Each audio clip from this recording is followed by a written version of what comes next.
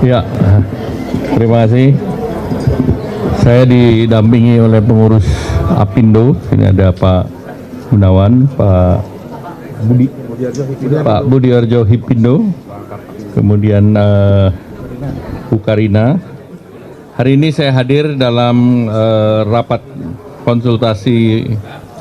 kerja dan konsultasi Apindo, dan tentu temanya adalah dengan semangat Indonesia Incorporated menuju Indonesia Emas.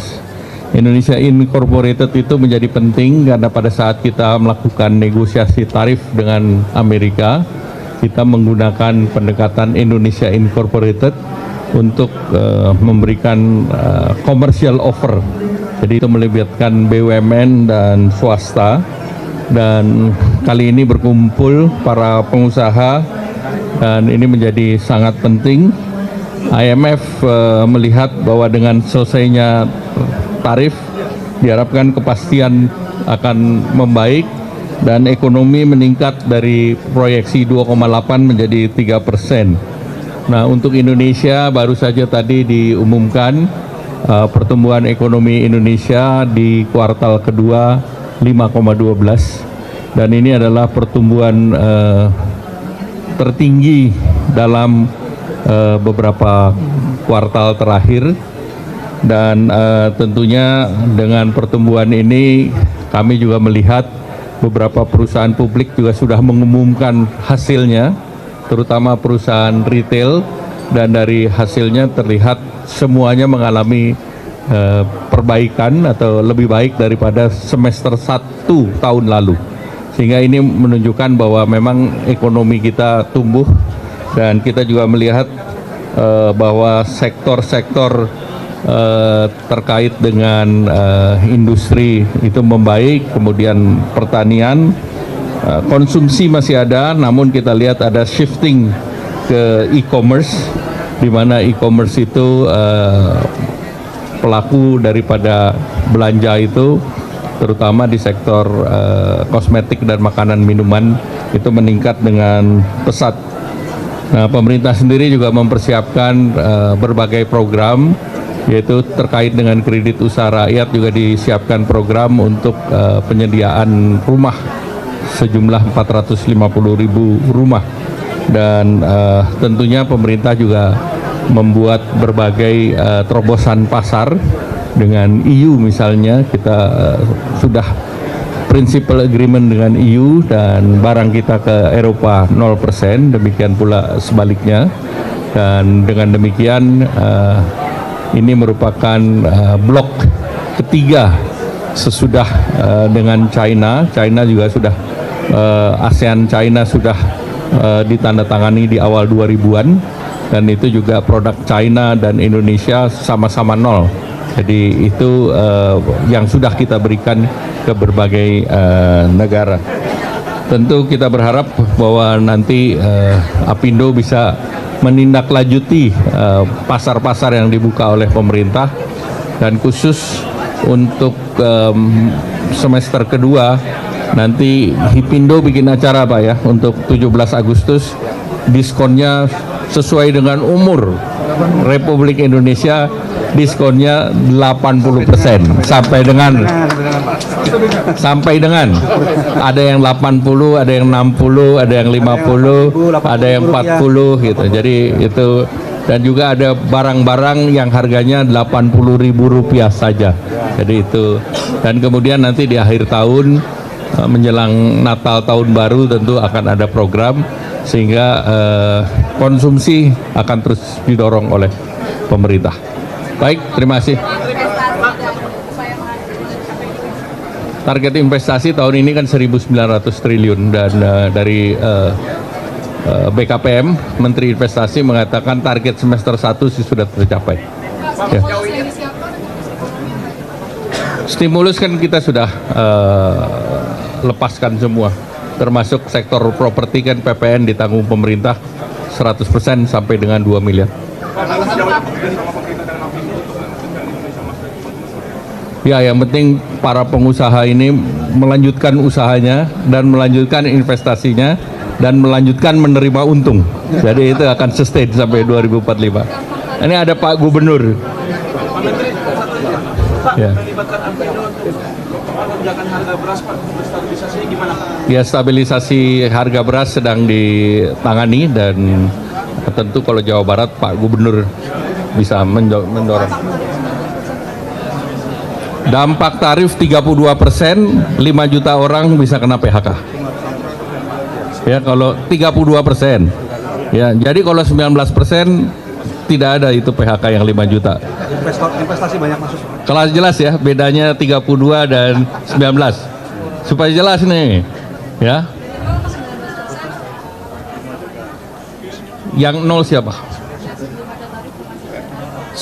Sebelum ada tarif itu kan kita tidak nol.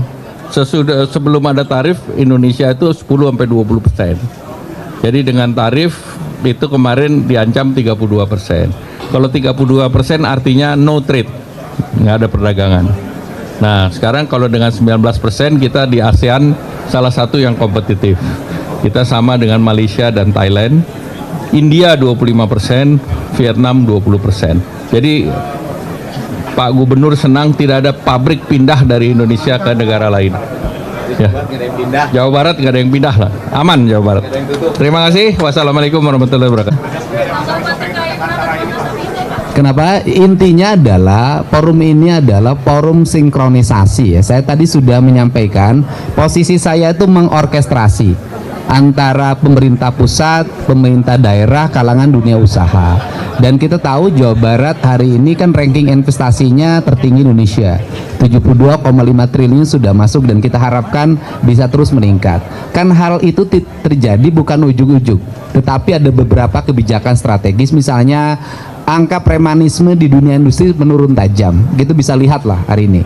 Kemudian yang kedua adalah angka investasi itu dipengaruhi yaitu upaya kita mendekatkan industri pada masyarakat agar mengerti. Ini problem investasi itu kan gini, izin lokasi, IUP, UKL, UPL, ya kan, kemudian nanti rekomendasi dari dinas lingkungan hidup Provinsi Jawa Barat yang memegang otorisasi di dalam UKL UPL. Nah, dalam UKL UPL itu seringkali yang menjadi problem antrian.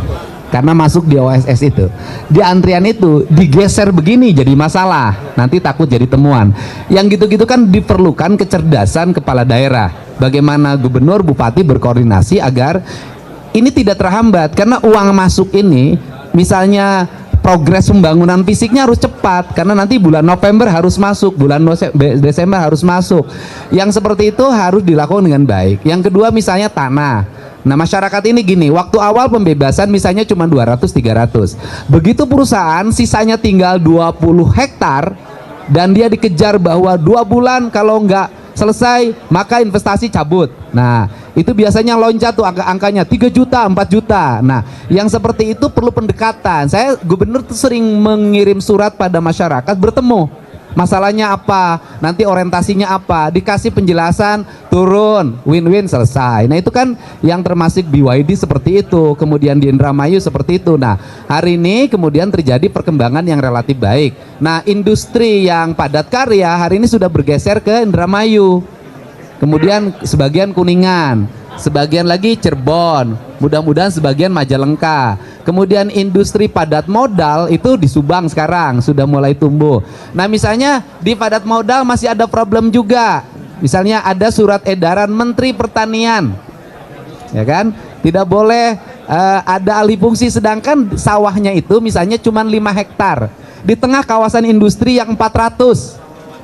Nah kalau orang nggak berani ngambil keputusan, nah saya ini ya sudah, kita bertemu dengan menterinya, saya sudah WA Pak Menterinya, kita bertemu, yang 5 hektar ini di kepala saya itu nggak boleh hilang, terkompensasi. Bagaimana terkompensasi? Begini caranya, daerah ini perlu urukan, ngambil Indramayu urukannya. Urukan di Indramayu jangan seperti hari ini orang ngambil tanah sembarangan, nggak bayar pajak, ancur-ancuran. Bikin sawah baru terintegrasi, nanti terintegrasi dengan PSDA, BBWS. Jadi tanah yang digeser itu melahirkan sawah baru yang mengganti hanya 5 hektar itu, 5 hektar ganti jadi 25 hektar. Ini bisa dilakukan kalau gubernurnya, para kepala daerah bisa mengorkestrasi. Nah, selama ini kenapa terjadi kekacauan? Semua jalan sendiri-sendiri. Yang ngambil batu nggak ada izin sendiri, ngambil pasir sendiri, ngambil tanah sendiri, kredit di jalan. Begitu di jalan truknya diprotes sama yang pulang kerja. Nah, ini yang terjadi. Nah, itu tugas pemimpin tuh nggak boleh lepas tangan. Dia harus tampil untuk segera menyelesaikan seluruh problem itu agar para pengusaha tidak dipusingkan oleh berbagai problematika sosial yang terjadi. Kalau administratifnya nggak masalah. Kemudian yang berikutnya adalah ini yang harus segera didorong, link image. Orang Karawang, Desa Wadas nggak diterima oleh di perusahaan itu gara-gara matematika dasarnya lemah. Kalau seperti itu nanti untuk para calon tenaga kerja, saya bikin kursus yang sederhana-sederhana aja. Misalnya kursus matematika dasar, kali, jumlah, tambah, yang gini-gini. Nah, ini yang harus segera diselesaikan sehingga pendidikan kita ini pendidikan yang mengarah pada kebutuhan. Yang berikutnya rencana rekrutmen tenaga kerja harus bisa dilihat. 2026 industri nyiapin berapa, 2027 berapa, 2028 berapa, 2029 berapa, kualifikasinya apa. Ini harus diumumin sejak sekarang sehingga kita segera menyiapkan. Jadi jangan bicara bahwa hari ini lowongan kerja sangat terbatas. Menurut saya lowongan kerja itu tersedia, cuman kualifikasi yang tidak terpenuhi. Contoh, Subang tahap sekarang dibutuhkan 8.000. Subangnya baru bisa memenuhi 1.500. Itu 1.500 ngambil Purwakarta, Karawang. Nah, ini kan saya sudah minta agar nanti besok tidak rame lagi ketika masuk kemudian tenaga kerja lokalnya, daerahnya kurang terekrut. Saya minta bupatinya, kamu cari 3.000 lagi, latih sejak sekarang, arahkan, penuhi rekrutmen. Jangan sampai nanti begitu perusahaan berdiri, tenaga kerjanya direkrut, orang sananya tidak kebagian, rame lagi. Nah, ini perlu kecermatan, kecerdasan pemerintah dalam membaca setiap peluang yang terjadi. Itu saja. UMK itu seringkali menimbulkan problem, Pak. Misalnya gini, Kabupaten Sumedang, sebelah sini batasannya Bandung, sebelah sini batasannya Subang. Subang dengan Sumedang dengan Bandung berbeda-beda tetanggaan. Purwakarta dengan Karawang misalnya bedanya 500 atau 1 juta, nanti saya cek. Padahal pabriknya deketan, orang Purwakarta kerja di Karawang, orang Karawang kerja di Purwakarta. Bekasi dengan Bogor tetanggaan. Nah, saya tadi ada gagasan disampaikan ke Forum Apindo, mudah-mudahan dan di depan Menteri Ketenagakerjaan, bagaimana kalau ke depan upah itu sektoral tapi terpusat, gitu loh, dan berlaku sama di seluruh Indonesia. Jakarta sama, jadi tidak lagi nanti industri itu gini, Kerawang lari ke Indramayu karena UMK-nya rendah, nanti Indramayu naik lagi, lari lagi ke Jawa Tengah, kan tidak begitu. Tapi kalau industri berbasis UMK, maka keputusannya tidak lagi menjadi keputusan yang diputuskan lewat daerah yang lahirlah ketekanan politik. Nah, itu kan, dan kemudian kalau momentum politik seringkali dimanfaatkan untuk nyari popularity, kan kurang tepat. Menurut saya kalau berbasis sektoral maka di setiap daerah sektornya sama. Pertambangan semua daerah sama, energi semua daerah sama, kemudian makanan minuman semua daerah sama, dan ini akan membuat iklim dunia industri dan perburuan di kita kondusif. Yang terakhir saya tadi pesankan keprihatinan saya pada sektor garment. Apa keprihatinannya adalah mereka tidak mendapat makanan yang pas sehingga selalu makan di luar pabrik. Ketika makan di luar pabrik, makanan yang tersedianya tidak sesuai dengan kadar kebutuhan mereka sebagai karyawan. Nutrisinya, gizinya, proteinnya, kemudian air mineralnya, sehingga daya tahan kesehatan mereka, terutama mereka menyusui, bangun pagi. Setelah itu apalagi mereka sering kali telat ganti pembalut, kemudian celana dalam, kemudian apa yang terjadi? Ancaman kanker serviks sangat tinggi. Nah, ini yang menjadi bahan perhatian saya. Saya mau buat pergub ntar lagi tentang itu agar perempuan di Jawa Barat terlindungi ketika bekerja. Kantinnya nanti Pemprov Jabar akan menyiapkan anggaran membangun kantin-kantin untuk karyawan. agar kantinnya bersih, tertata, higienis. Kemudian nanti juga kita ke depan memikirkan bagaimana para pegawai ini diingatkan untuk cepat ganti pembalut ketika bekerja. Kenapa? Ketika sakit mereka berhenti, ketika sudah berhenti mereka tidak punya uang, harus berobat. Ini problem. Itu saja Pak, terima kasih. Oh. Ya begini sajalah. Yang penting siapapun harus tetap memasang bendera merah putih. Bendera apapun yang penting di atasnya adalah merah putih, ya. Ya. Iya, karena yang bendera itu kan ada aturannya, undang-undang. Ya, kita yang penting adalah setiap orang itu mencintai Indonesia, memasang bendera putih itu paling atas, tidak ada bendera lain di di semua bendera yang paling tinggi adalah merah putih. Hal-hal yang lain setiap orang boleh berekspresi, dan ekspresi itu hak setiap orang. Yang penting semua orang berekspresi tetap mencintai negara kesatuan Republik Indonesia dan benderanya merah putih. Oke, semoga video ini bisa bermanfaat ya. Jangan lupa like, komen, dan share video saya ini agar video saya bisa berkembang dan bisa memberikan manfaat. Semoga yang nonton video saya diberikan kesehatan dan rohani, dan memberikan kelancaran kesehatan, dan dilancarkan rezekinya, dimudahkan segala urusannya. Amin ya robbal alamin. Oke, sekian, terima kasih. Wassalamualaikum warahmatullahi wabarakatuh. Bye.